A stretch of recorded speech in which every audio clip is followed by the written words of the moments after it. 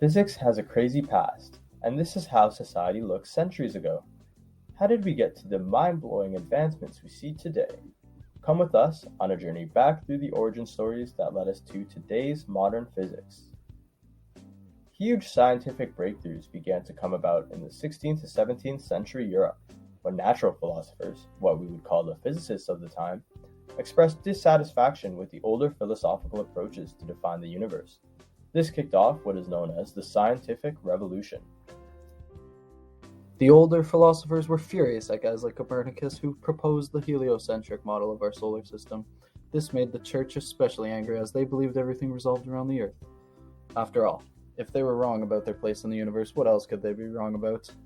Eventually, his theories became gradually accepted as overwhelming evidence was provided.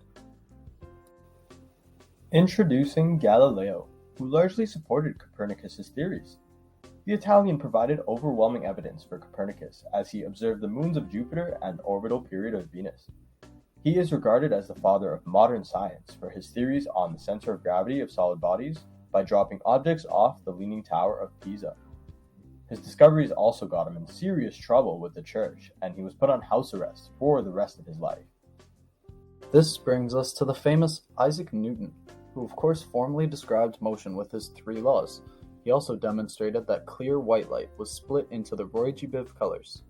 He was famous for the law of universal gravitation, describing the motion of balls and apples as well as both planets and stars.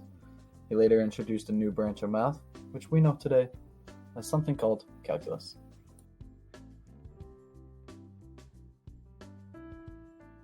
In the 18th century, Henry Cavendish measured the gravitational constant and determined the mass of the Earth, expanding upon Newton's work. Ben Franklin brought more traction and tradition to experimentation in the field with his famous lightning experiment. Furthermore, conservation of mass was later accepted throughout the century. Overall, this era was mostly dominant in the progression of experimental technique and design. During the 19th century, huge developments had been made in physics. In 1847, Hermann von Helmholtz stated the law of conservation of energy. During this time, James Maxwell had instead been casting his eyes over the mysteries of electricity, where he showed electricity and magnetism can be combined as one force, called electromagnetism. His work also showed that electromagnetism and light are closely related. His work led to the further development of statistical mechanics, which greatly improved the way thermodynamics and electromagnets are studied. At the end of the 19th century, scientists generally accepted that the laws of physics were well established. But by the 20th century, serious doubts arose about the accuracy of our previous ideas. It was like physicists went from this to this.